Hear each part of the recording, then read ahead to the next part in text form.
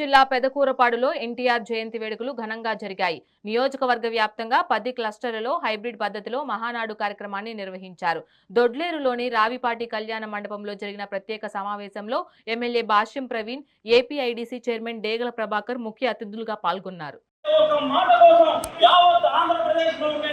Telugu Desam party కార్యకర్తలు అందరూ కూడా మేము కృషి చేసి మళ్ళీ మా చంద్రగిరి నియోజకవర్గంలో తెలుగుదేశం పార్టీ ఎగరవేసే విధంగా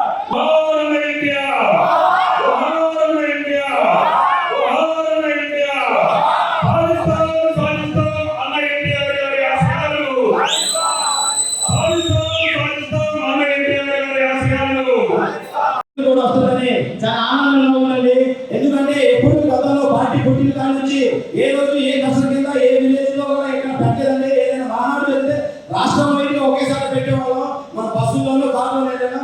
కానీ పండగ వాతావరణం తీసుకొచ్చి ఏదైతే పెదకూరపాడు కాన్స్టిట్యూన్సీ లో 10 లక్షలు ఉన్నారు, ఆ 10 లక్షల మేము 10,000 తీసుకొని అక్కడ ప్రారంభించినప్పుడు చెట్టు మీద పక్షి